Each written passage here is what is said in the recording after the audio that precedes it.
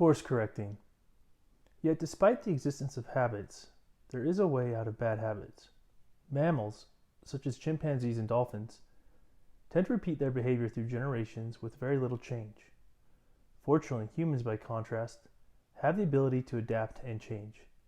This gives us hope and means that despite how far off the beaten path we've fallen, we can adapt and change to get back on. Or as Paul explained to the Corinthians, "There hath no temptation taken you, but such as is common to man. But God is faithful, who will not suffer you to be tempted above that ye are able, but will with the temptation also make a way to escape, that ye may be able to bear it." 1 Corinthians chapter 10. Despite how low we have sunken, there is a way out. God has not put us on this earth to fail. For each path downward, there is a path up. This is not only according to his mercy, but his justice. Otherwise, it would be substantively unfair for God to send us to earth at the risk of our salvation without providing a way to overcome. As Joseph Smith taught, all the minds and spirits that God ever sent into the world are susceptible of enlargement and improvement. The relationship we have with God places us in a situation to advance in knowledge. In recent years, science has shown that contrary to previous belief, the brain is not a rigid organ, with its ways set in stone. Rather, scientific research shows that the brain is plastic. That is, the brain has the ability to change and reorganize itself throughout the life of the individual. Through learning, conditioning, and practice, a person can build new neural pathways and diminish old ones. The result of this discovery has led many to hack their brain to improve their intelligence, memory, and concentration. What neuroplasticity provides is the ability, albeit gradually and with diligence, to change, improve, and transform our brain to reach further progress. For those with an eternal perspective, our task is to fashion our brains so they are able to produce within us the character of God. And this starts with our habits. Because our character is the sum total of our habits, or as Aristotle famously declared, we are, i.e. our character, what we repeatedly do.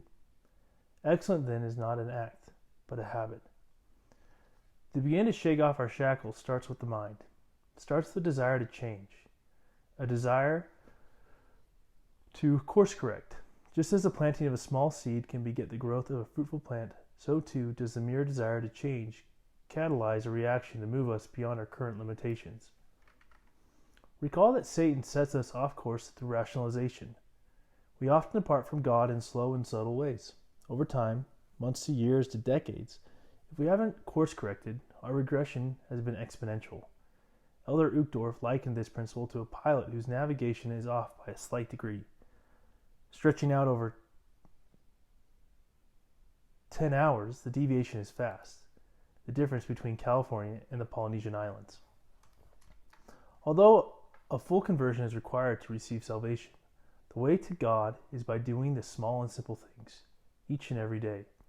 This principle, moreover, is the bedrock of our reality.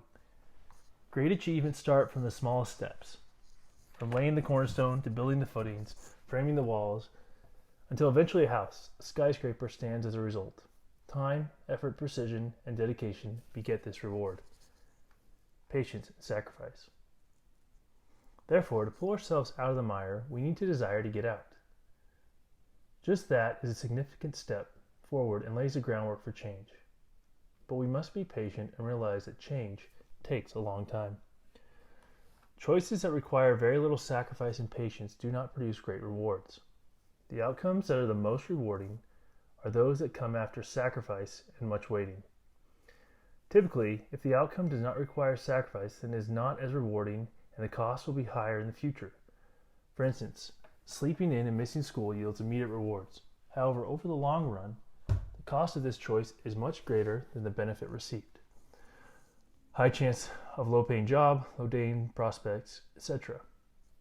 Compare this to what a person must do in order to become a doctor or to become a successful CEO of a company. Besides the years of schooling post-college, those who become doctors often begin the process, even if they don't know it, during their childhood years as they learn the basics of math, science, and English, the building blocks to future success. Similarly, many of the successful CEOs begin their climb up the ladder during their formative years as a child. The fruit of their hard work didn't come to fruition until their early 40s or even later. In other words, their path to CEO was laid by what they did in their childhood. What this means is that we have the option to change, but the degree of change we'll experience is based on how long we're willing to wait for the outcome. When it comes to exaltation, this means a lot and a lot of patience and waiting.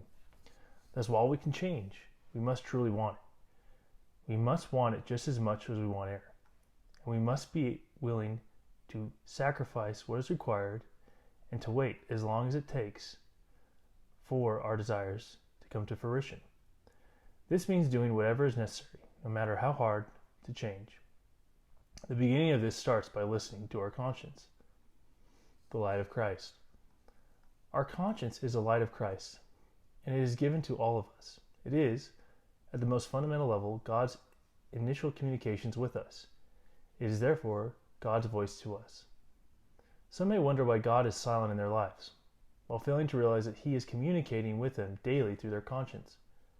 And since this light is ever present and continual, God's voice to us is continuous, for us at a rudimentary level. In truth, the little voice in our head that we often ignore and set aside is a wellspring of God's voice to us. Through His communications, it will reveal the way out. It will not provide everything we need to know, but what is required to move forward. More light will be given based on how well we heed the light we currently were given and how much we incline ourselves to seek more. Of course, depending on how habitualized we have been to ignoring our conscience by drowning it out through a host of distractions, we can, through time and patience, recultivate hearing it and then heeding it. Heeding this voice requires sacrifice because it will require us to change, and any change requires giving up something for something else. But once we hear the direction of our conscience, we must bind ourselves to act upon it. It is not enough to merely think about what we should do without doing it. Our character changes upon the action, upon doing something different.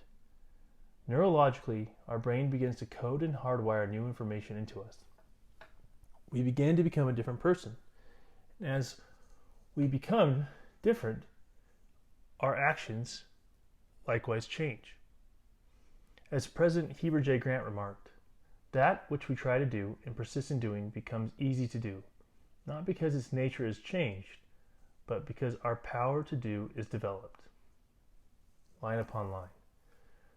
Through line upon line, precept upon precept, exercising diligence in the process, we climb one rung on the ladder to the next. Through this journey, it is imperative that we don't look back. To bolster our resolve, we must rivet our attention on our desires. We must fix our minds upon the new course of conduct and the outcomes it will yield.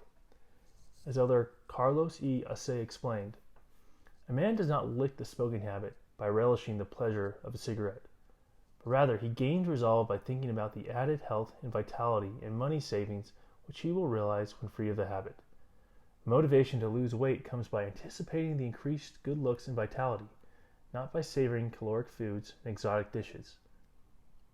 He then goes on to conclude, so, when you have made your resolve, build your case and build your will. Gather data, identify reasons, and do whatever you can to justify your struggle in acquiring the new habit. Once we have determined the new habit or the improved pattern of living, we must guard against any inclination to deviate. No exceptions must be tolerated, and no excuses invented, for every breach of our new resolution returns us to point zero, or below, and adds strength to the behavior we are trying to conquer. Control of the mind and steering it towards righteous desires is the source of power and leads to godliness. As Paul counseled the Colossian saints, set your minds on things above, not on earthly things. The times where we can ultimately fix our minds upon our desires, and even the heavenly things, are in our prayers. But these are not just twice daily prayers, morning and night, but concern our prayers continually throughout the day. This is why Amulet counsels us to pray unto the Lord always, because by doing this we set our minds upon the things above, allowing us to set aside the cares of the world, and ultimately allowing God to direct us in our desires. Later in the series, I will address this topic in greater depth and provide disciplines in training up our minds in the ways of God. For now, the key is to realize that the matter of progression, like the matter of regression and damnation, is that of habits. To change who we are, we need to turn our bad habits into good ones. And this change starts in the mind and what our mind desires. But before delving into the disciplines that will yield good habits and ascension upwards, we need to understand why being faithful matters. That is the focus for the next few posts.